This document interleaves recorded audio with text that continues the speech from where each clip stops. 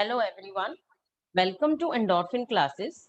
In the previous lecture, we have completed the concentration of the solution. Now in this topic, in this lecture, we will discuss about the solubility of the solids and gases in liquids. So let us start with this topic. First of all, we will discuss about the solubility term.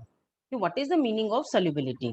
Actually, solubility is the maximum amount of a substance that can be dissolved in a specific amount of the solvent.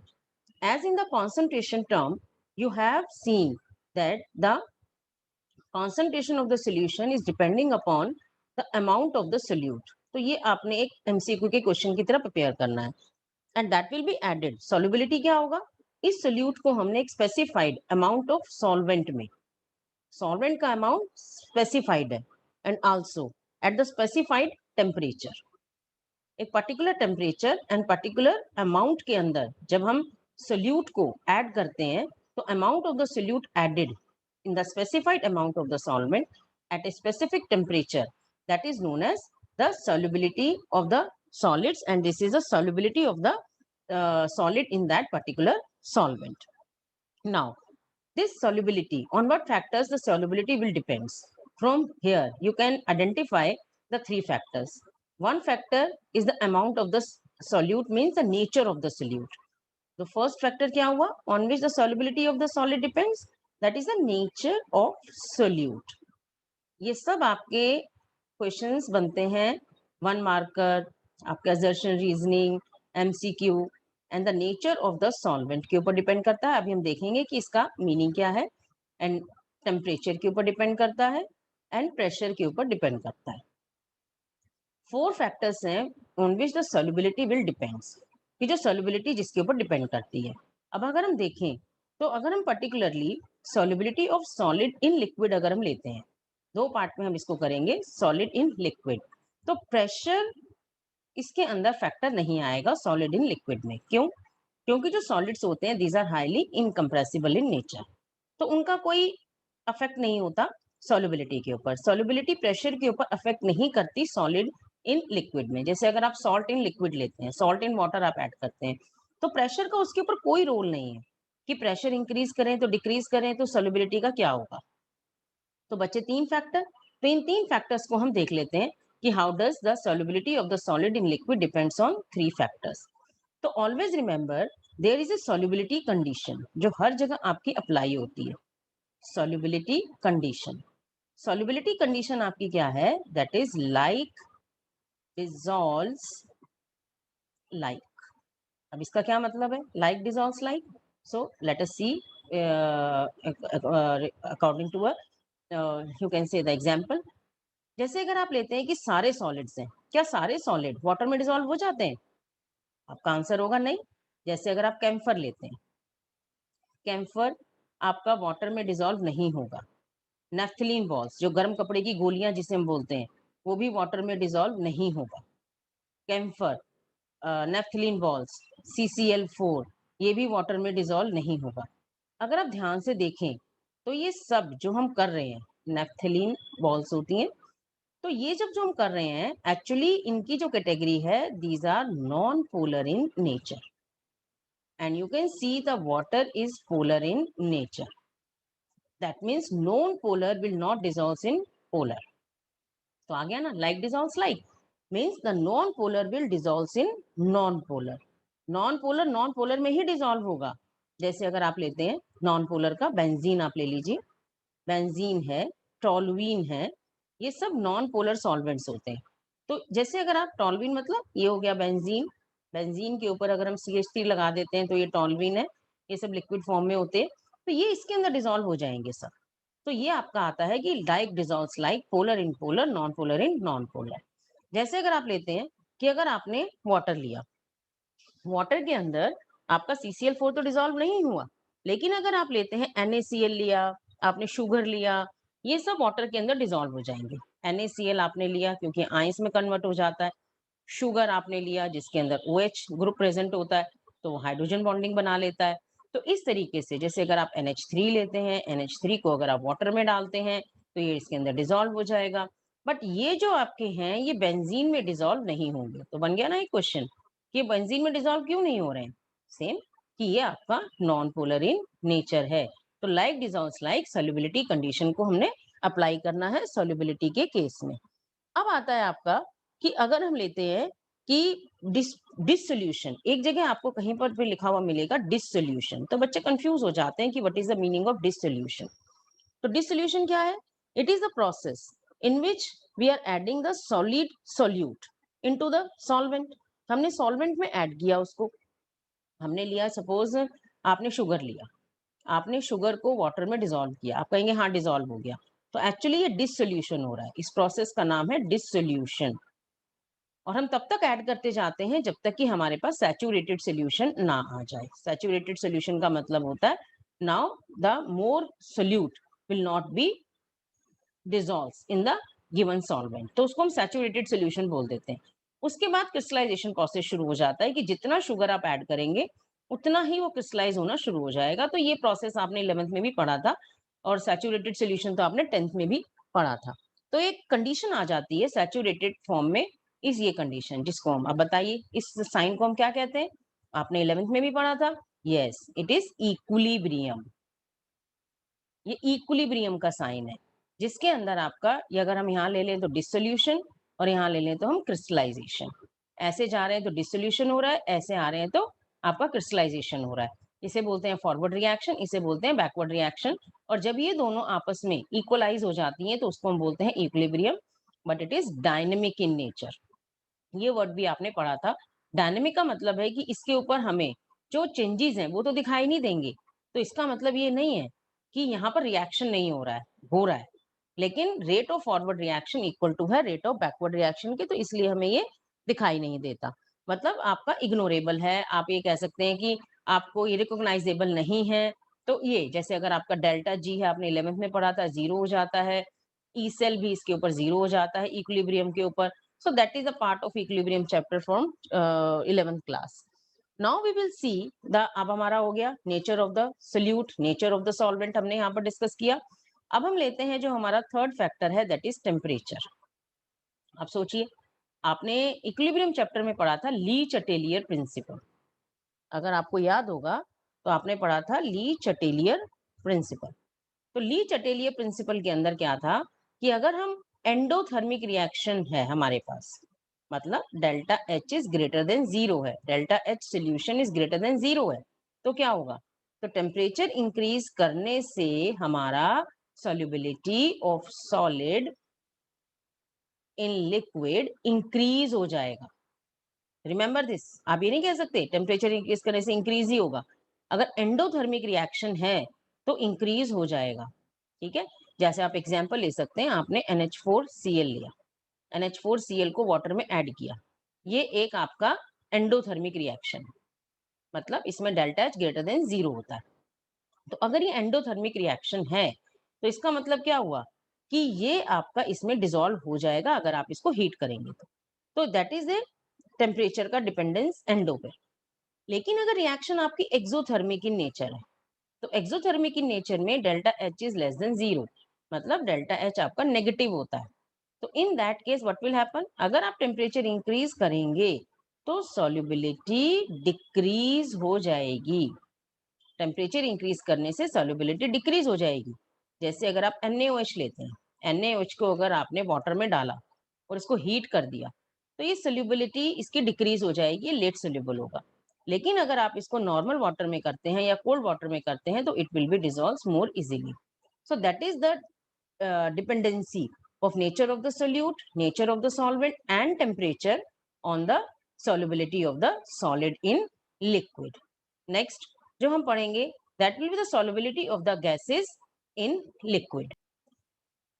Now we will discuss about the solubility of the gases in liquid. हमारा जो second part अब इसमें चलेगा वो है gas in liquid, which is little bit different from the solid in liquid. तो gas in liquid के लिए solubility of the gases in liquid में अगर आप देखें तो कुछ गैसेस होती हैं, जैसे अगर आपने ऑक्सीजन लिया, CO2 लिया, these gases are not easily dissolve in water. ये वाटर में इजीली डिसॉल्व नहीं होती because they are having the weak intermolecular force, इनमें लंडन फोर्स होती है, ये नॉन पोलर इन नेचर होती है।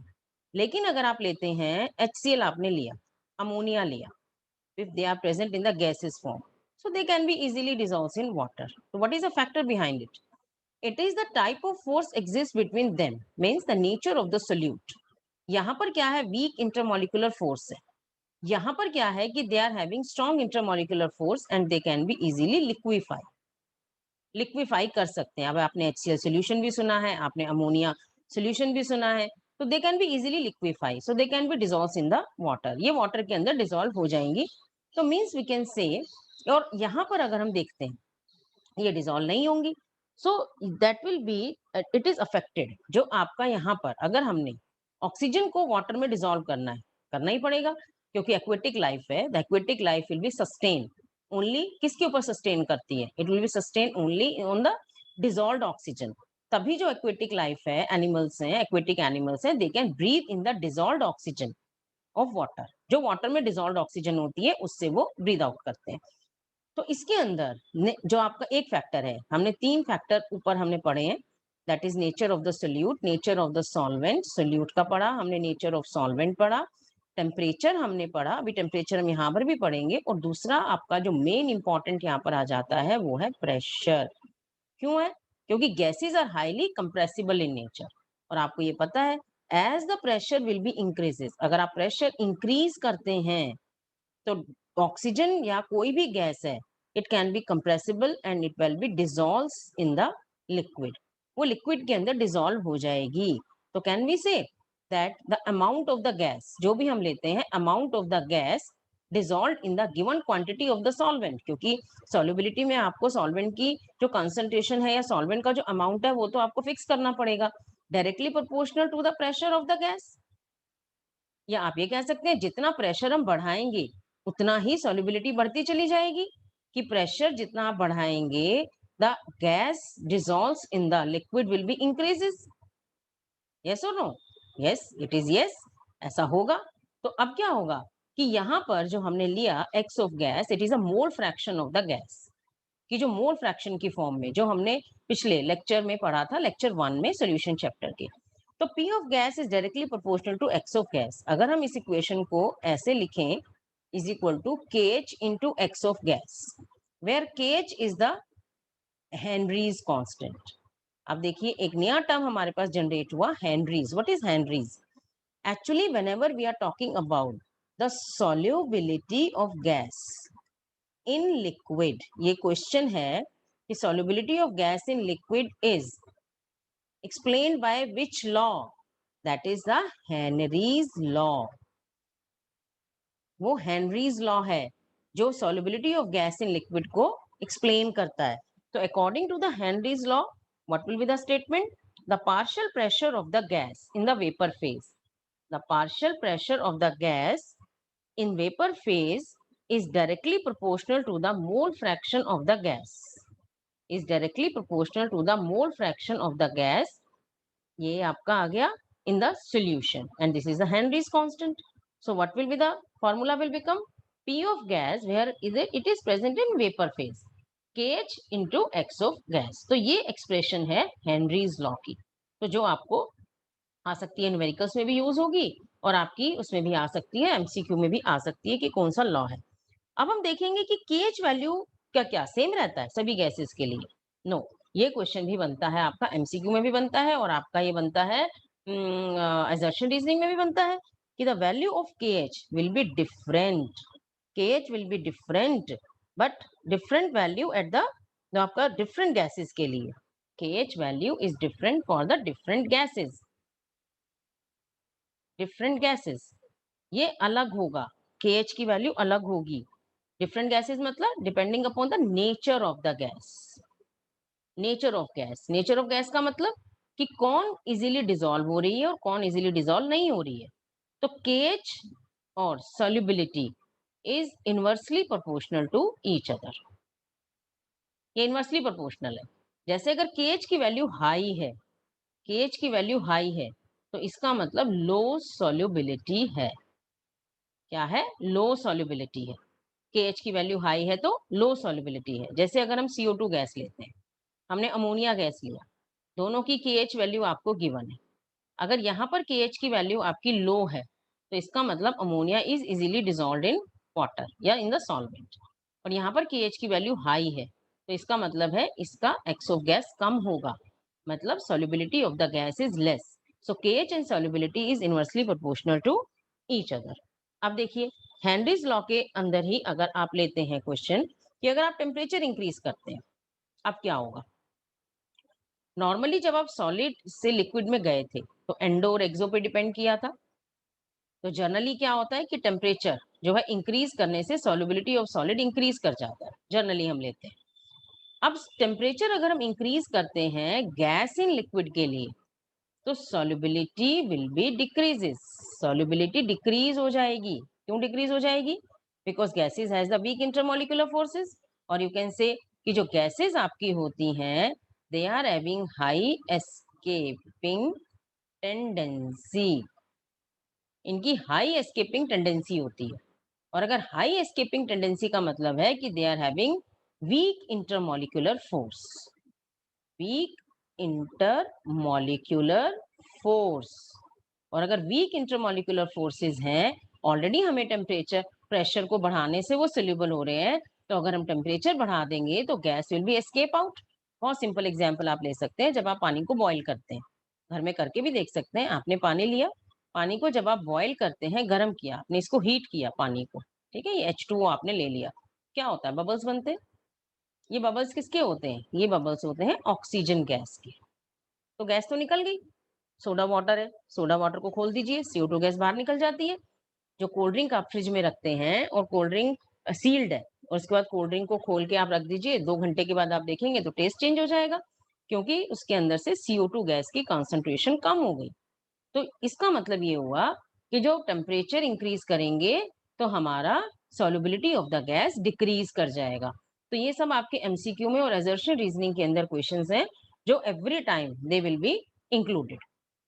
नाउ यहाँ से क्वेश्चन ये बनता है, आप क्वेश्चन नोट भी कर सकते हैं कि why the aquatic species are more comfortable in cold water than in the warm water. ये जो एक्वेटिक स्पीशीज होते हैं, I am repeating, why the aquatic species are more comfortable in cold water में rather than warm water. Warm water में वो comfortable नहीं होते। दूसरा इसी से रिलेटेड बन जाता है कि अगर हम एक्वेरियम लेते हैं, एक्वेरियम के अंदर क्या होगा अगर हमने एक्वेरियम में अगर हमने वार्म वाटर ऐड कर दिया तो क्या होगा।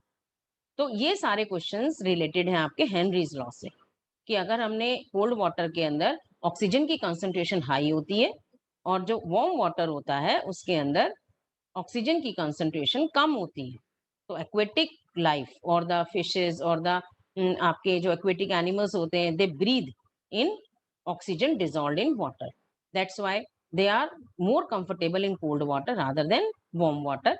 और अगर हम एक्वेरियम में वार्म वाटर डाल देंगे तो definitely their life will B, या ये दे विल बी डेड, तो उनकी एक्वेटिक लाइफ का जो लाइफ होगी वो अफेक्ट करेगी क्योंकि ऑक्सीजन की कंसंट्रेशन कम हो जाएगी। अब देखिए, अब इसके बाद आती है आपकी that will be the application of Henry's law. Application of Henry's law कि कहाँ यूज करते हैं। एक तो आपका यही हो गया जो आपने अभी ऊपर पढ़ा कि एक्वेरियम जब हम बनाते हैं तो उसके अंदर कोल्ड वाटर या टेम्परेचर पानी का हाई नहीं होना चाहिए। दूसरा आपने पढ़ा ही हुआ है कि सॉफ्ट ड्रिंक्स के अंदर एंड द सोडा वाटर जो बॉटल्स होती हैं they will be sealed under high pressure because of increase in the concentration of CO2 gas को इंक्रीज करने के लिए soda water, cold water, soda water and cold drink का हो गया। फिर आप पढ़ते हैं कि अगर हम हाई ऑल्टीट्यूड के ऊपर जाते हैं तो partial pressure of oxygen is less than that at the ground level, and because of the low concentration of the oxygen in the blood, उससे क्या होता है बताइए, सोचिए। अगर लो ब्लड ऑक्सीजन होगा तो we can unable to think properly, ये कंडीशन क्रिएट हो जाती है जिसे एनॉक्सिया कहते हैं, जिसके अंदर कंसंट्रेशन या अनेबल टू थिंक प्रॉपर्टी कम हो जाती है, थिंकिंग एबिलिटी कम हो जाती है, इस तरीके के सिम्टम्स आने शुरू हो जाते हैं तो उसे एनॉक्सिया कहते हैं। एट द हाई ऑल्टीट्यूड, पहाड़ों में ये प्रॉब्लम होनी शुरू हो जाती है क्योंकि प्रेशर कम हो जाता है, ऑक्सीजन लेवल कम हो जाता है। अब आता है, एक पढ़ा था आपने, अगर हम लेते हैं स्क्यूबा ड्राइवर्स होते हैं, ये क्वेश्चन बहुत इंपॉर्टेंट है।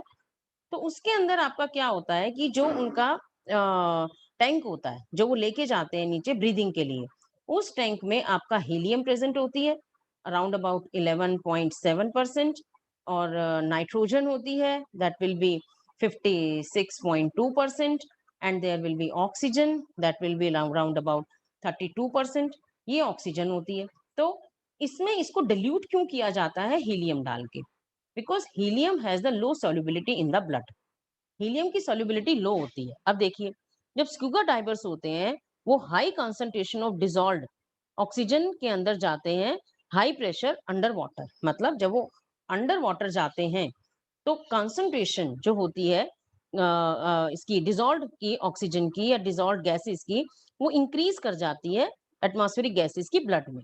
But when they will come back towards the surface, तो what will happen? The pressure will gradually decreases. Pressure gradually decrease होगा। जब वो ऊपर आएंगे तो प्रेशर डिक्रीज होता है, और जब वो नीचे जाते हैं तो प्रेशर इंक्रीज होता है। तो जब यहाँ पर जाएंगे, नीचे जाएंगे, तो solubility of the gases increase कर गया, ब्लड में सॉल्युबिलिटी गैसेस की कंसंट्रेशन बढ़ गई। लेकिन जब वो सरफेस के ऊपर आते हैं तो जो गैस की जो कंसंट्रेशन होती है वो रिलीज होनी शुरू होगी, तो डिक्रीज करेगा, तो डिजॉल्व्ड गैसेस बाहर आएंगी। इससे क्या होगा? There is a formation of bands of nitrogen in the blood. तो बबल्स बनेंगे, फॉर्मेशन ऑफ बबल्स, नाइट्रोजन के बबल्स बनने शुरू हो जाते हैं हमारे ब्लड में। तो उससे क्या होगा? And they will block the capillaries and create a condition called bands. तो ये जो नाइट्रोजन गैस हमारे ब्लड में से निकल रही है, ये मसल्स में जाकर के वहां पे बैंड्स बना देगी, कैपिलरीज को ब्लॉक कर देगी, and which is very painful and dangerous. तो इसको बैंड्स को रोकने के लिए और toxic effect of high concentration of nitrogen को कम करने के लिए, तो उसके अंदर आपका जो टैंक होता है, स्क्यूबा डाइवर्स का जो टैंक होता है, that air will be diluted with helium. उसको हीलियम से डाइल्यूट किया जाता है। हीलियम ही क्यों यूज किया जाता है? Because helium has the less solubility in blood. तो हीलियम लेस सोल्यूबल होती है ब्लड में, तो बैंड्स को वो नहीं बनाएगी या कम बनाएगी, पार्शियल बनाएगी। तो हमारी बैंड्स की सिचुएशन अवॉइड हो जाएगी। सो ये क्वेश्चंस हैं which can be included in the MCQ, assertion reasoning, or the new pattern of CBSE syllabus. So now here we have discussed about the solubility, that is the solubility of solid in liquid, solubility of gas in liquid. Solubility of gas in liquid, we have discussed about the Henry's law. Now we will discuss about the numerical regarding Henry's law. See the first numerical, it is the NCERT question, in text NCERT question. So we will discuss here. H2S is a toxic gas. इसका मतलब हमें जो gas दी हुई है वो दी हुई है H2S। एक तो न्यूमेरिकल आपने पूरा नहीं पढ़ना, आपने एक लाइन पढ़नी है, आधी लाइन पढ़नी है, और उसको आपको मेकअप करना है कि उसमें दिया क्या हुआ है। तो गैस अगर आपकी H2S है, पहला तो toxic gas with rotten eggs like smell, it is used for the quantitative analysis. If the solubility of H2S in water is STP, STP का मतलब होता है स्टैंडर्ड टेम्परेचर प्रेशर। तो प्रेशर यहाँ पर जो हम यूज करेंगे दैट विल बी 1 बार, क्योंकि एसटीपी के ऊपर प्रेशर होता है 1 बार, और जो टेम्परेचर होता है वो कैलकुलेशन के लिए हम लेते हैं 298 केल्विन, जो यहाँ पर टेम्परेचर का रोल नहीं है।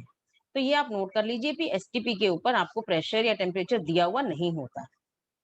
Is 0.195 m। अब you can easily understand what is the meaning of small m।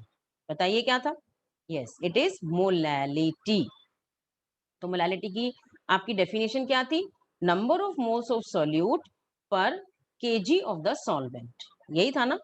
तो इसका मतलब आपको दो चीजें मिल गई कि मोलैलिटी अगर इसने दी हुई है आपको 0.195, and you have to calculate the Henry's constant. ये हमारा पूरा क्वेश्चन आ गया।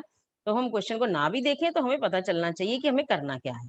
अब सबसे पहला स्टेप क्या होता है? ये तो आपका डाटा बन गया जो आपको गिवन है। अब आप सबसे पहले हम फॉर्मूला लगाते हैं, जब केच निकालना है तो we have to use the formula P of gas is equal to K H into X of gas. ठीक है, अब हमें निकालना क्या है? हमें निकालना है के एच। तो के एच का क्या मतलब हुआ? That is P of gas divided by x of gas. हमें ये चाहिए बेसिकली के एच निकालने के लिए। तो अब क्या करेंगे हम? पी ऑफ गैस तो हमें दिया हुआ है, दैट इज 1 बार, हमें कोई प्रॉब्लम नहीं है, 1 bar is given to you.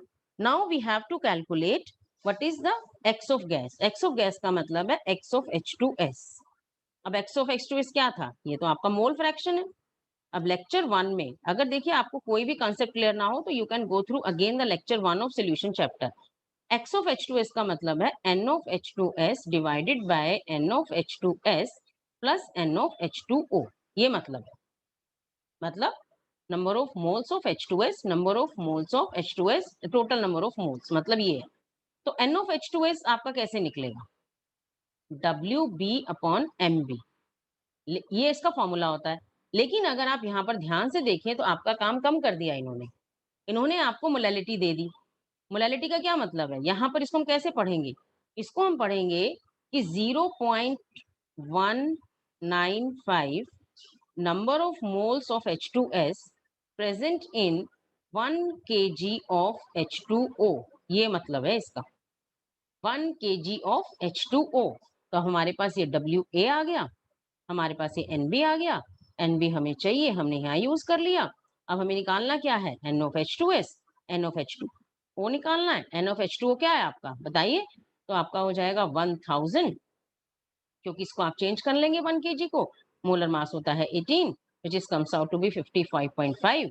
ये इसके नंबर ऑफ मोल्स आ गए। इसके अंदर सब्स्टिट्यूट कर दीजिए, x ऑफ H2S आ जाएगा और उसके बाद आप सीधा 1 अपॉन करके you will find the answer. तो आपका जो आंसर आ जाएगा KH का, that will be comes out to be 289.5। ये आपका क्वेश्चन में आंसर आ जाएगा। जो इसका क्वेश्चन है दैट विल बी, ये आपका आंसर आ जाएगा यहाँ पर इन बार, क्योंकि हमने बार में इसको ऐड किया है। तो ये आंसर आप निकाल लीजिएगा इसका। मैं यहाँ पर भी इसको मेंशन कर देती हूँ। इसका आंसर आएगा आपका 289.5 बार, 0.5 बार। ये इसका आंसर आ जाएगा KH की वैल्यू। ठीक है, अब देखिए नेक्स्ट वन, ये वाला क्वेश्चन, हेनरीज लॉ कांस्टेंट। अब इसमें KH आपको दिया हुआ है, that is 1.67 into 10 to the power 8 pascal. अब इसमें देखो ये आपसे ये भी पूछ सकते हैं कि KH की यूनिट क्या होती है MCQ में। तो उसके लिए भी आप सब रेडी रहिए कि KH की यूनिट क्या होगी। तो 2.5 ATM आपको यहाँ पर ये KH की वैल्यू ये दे दी। अब CO2 का जो आपको अभी हमने निकालना क्या है, देखो calculate the quantity of CO2, मतलब W ऑफ CO2 हमें कैलकुलेट करना है। अभी हम कैलकुलेट कर लेंगे। इन 500 ml of soda water, 500 ml मतलब हमें WA दिया हुआ है, तो इसको हम WA को क्या ले लेंगे, मोल्स ऑफ वाटर अगर निकालेंगे तो N ऑफ A, WA की बजाय हम ले लेते हैं N ऑफ A, सीधा ही निकाल लेते हैं। तो दैट विल बी 500 अपॉन 18। तो वो क्या आ जाएगा आपका, that will be comes out to be 27.78, 27.78। तो ये यूज करके, इसको यूज करके हमारा निकल आएगा आपका NA। चलो आगे देखो, under 2.5 ATM CO2, 2.5 ATM pressure of gas, pressure of gas आपको दिया हुआ है 2.5 ATM, लेकिन हमें इसे चेंज करना पड़ेगा। यहाँ पर ये वैल्यू पास्कल में है, जो ऊपर आपको KH की वैल्यू दी हुई है, और जो आपका प्रेशर दिया हुआ है वो दिया हुआ है ATM में। तो इसको जब हम पास्कल में चेंज करेंगे तो इसको आप मल्टीप्लाई कर लीजिए 101.3 इंटू 10 टू द पावर 3 से। 101 इसको आप मल्टीप्लाई कर लो 101.3 into 10 to the power 3 pascal, 10 to the power 3 pascal, इससे आप मल्टीप्लाई कर लो। तो ये आपका जो ATM है वो चेंज हो जाएगा पास्कल में। कैसे किया हमने, आपने किया है 1 ATM is equal to 101.3 into 10 to the power 3 pascal. तो 2.5 ATM is equal to 2.5 into 101.3 into 10 to the power 3 pascal. इसको मल्टीप्लाई करके आपका आ जाएगा P ऑफ गैस। ठीक है, ये P ऑफ गैस आ गया, KH आपके पास है, तो फॉर्मूला लगा लीजिए, P of gas is equal to KH into X of gas. बस फिर आप X ऑफ गैस निकाल लीजिए, that is comes out to be P upon में KH। यहाँ से आपकी वैल्यू आ जाएगी। तो जो वैल्यू यहाँ से आपकी आएगी that is round about 1.5 into 10 to the power -3, that is 1.5 into 10 to the power -3। तो जो ये वैल्यू आपकी आएगी यहाँ पर, ये आप वैल्यू निकाल के देख लीजिएगा, ये वैल्यू आपकी आ जाएगी। उसके बाद सिंपल है, तो जब आप इसको निकालेंगे उसके बाद आपको पता है कि x2 का मतलब होता है आपका n2 upon n1 plus n2। तो इसके अंदर आप सब्स्टिट्यूट कर सकते हैं। तो सब्स्टिट्यूट करेंगे तो आपकी n2 की वैल्यू आपको निकल आएगी। फिर जो n2 की वैल्यू निकली है वो निकली है आपकी नंबर ऑफ मोल्स में। नंबर ऑफ मोल्स में N2O का मतलब है NOCO2। ये नंबर ऑफ मोल्स लिखने हैं। तो नंबर ऑफ मोल्स को अगर आपको अमाउंट में कन्वर्ट करना है तो आपको पता ही है कि नंबर ऑफ मोल्स जो आप निकालेंगे multiply by molar mass of CO2। ये CO2 का मोलर मास है। तो यहाँ पर आपका आ जाएगा WB which is comes out to be 1.85 gram. तो you can check your answer. मैंने यहाँ पर आपको आंसर भी दे दिए हैं। तो इसका आंसर जो आपका आएगा 1.85 grams. So here we have completed the numericals of the आपका Henry's law also, and that is here I am winding this lecture. So you can consider the numericals related to the Henry's law from any other books also. So in the lecture 3 we will start the vapor pressure and Raoult's law.